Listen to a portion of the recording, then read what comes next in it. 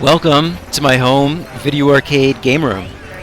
I've spent the last few months building this beautiful, fully stocked, retro 80s style video arcade.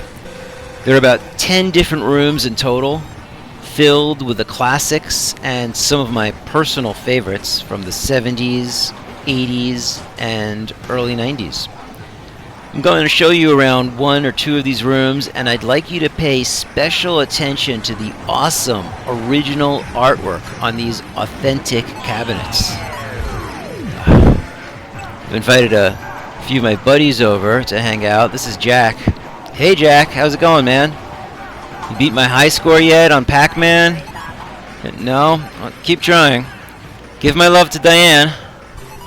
Anyway, speaking of artwork, be sure to take in some of the retro video game related art, as well as the 1980s era movie posters up on the walls, just giving it that extra bit of atmosphere. Also, are you hearing these incredible sound effects? And I mean, not just coming from one game at a time, but from all of the games in the room playing simultaneously in like this glorious digital symphony.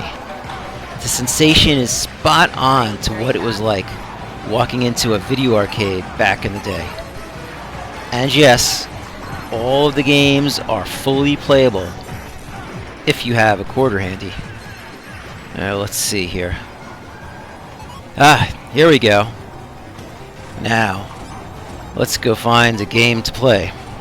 Okay, here we have another room in my arcade.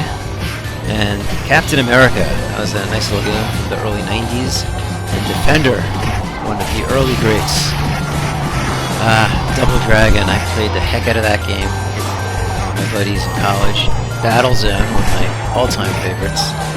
Played a lot of Crazy Climber in high school. We had that game in the rec room for our shul. Of course, no self-respecting video game arcade can be functioning without a working change machine we had there. And Donkey Kong, one of the most famous video game franchises of all time. But here we have my favorite, one of my favorites, Centipede. I loved this game. It's also one of the early games by Atari. Yep, that is my high score there up on top. Let's see if we can beat that. Oh yeah. The sound effects just immediately take me back. I love this game. Unfortunately, not playing with the trackball. I'm just using the stock controllers that came with the Quest VR. They're not bad, as you can see, but just not as smooth as the trackball would be. Maybe one day we'll get that too. But this is sweet.